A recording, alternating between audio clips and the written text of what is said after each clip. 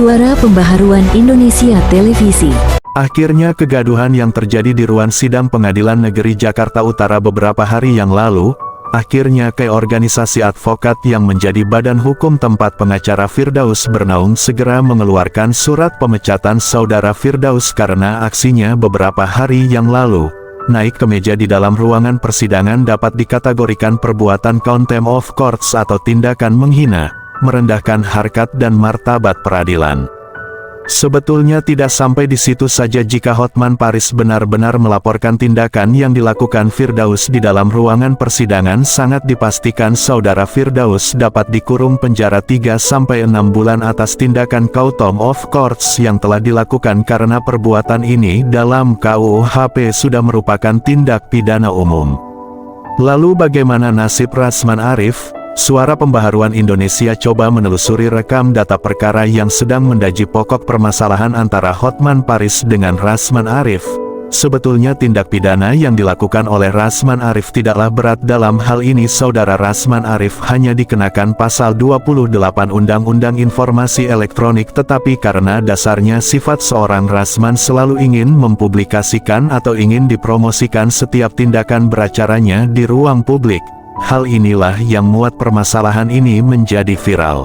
Dr. Adi Anjoyo, seorang pakar ilmu komunikasi, mengatakan, seseorang yang pandai memanfaatkan cara-cara membangun komunikasi dengan baik untuk kepentingan profesi, jabatan, bisnis atau karir politiknya bukan berarti dalam setiap saat dia harus berbicara, bukan berarti setiap saat kegiatannya harus diekspose untuk diketahui di ruang publik. Justru kita selalu mendengar istilah diam itu emas atau memiliki nilai plus bagi seorang ahli komunikasi. Diam bukan berarti kita tidak perlu ikut berbicara, tetapi diam menuntut kita untuk mengeluarkan kata-kata yang bernilai, penuh makna serta mampu mempengaruhi pikiran setiap orang yang mendengar.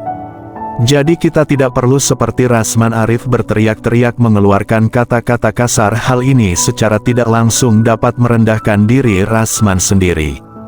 Menurut Adi, kan ada pepatah beriak tanda tak dalam berguncang tanda tak penuh. Itulah pribadi orang-orang yang suka ngomel saja. Lalu bagaimana nasib Rasman Arif dalam mempertanggungjawabkan perbuatannya? Praktisi hukum Ibu Kota Jakarta Abdul Rahman mengatakan dalam kondisi seperti ini, dengan cara-cara Rasman tidak sopan, gaduh dan merendahkan martabat ruangan persidangan, dan ini bukan sekali, sangat dipastikan Rasman akan dihukum maksimal. Jadi sekiranya tuntutan dalam pasal yang dituduhkan kepada saudara Rasman 2 tahun, makan begitulah hukuman yang akan dijalani seorang Rasman Arif. Suara Pembaharuan Indonesia sangat menyayangkan tindakan yang dilakukan oleh saudara Rasman Arif dan Firdaus sebagai seorang pengacara. Perilaku yang dipertontonkan mereka berdua sebagai pengacara benar-benar merendahkan harkat dan martabat seorang pengacara. Cara-cara mereka selalu mengajak debat dengan orang lain, untuk menempatkan diri mereka seakan-akan terbaik dan terhebat. Itulah bukan attitude yang baik sebagai seorang pengacara. Karena tugas seorang pengacara berbicara dengan menjunjung tinggi kehormatan peradilan dengan selalu berpegang kepada hukum formil dan hukum material dalam ruangan persidangan untuk menolong klien kita, bukan dengan cara ngamuk-ngamuk di pengadilan. Demikian ulasan Suara Pembaharuan Indonesia.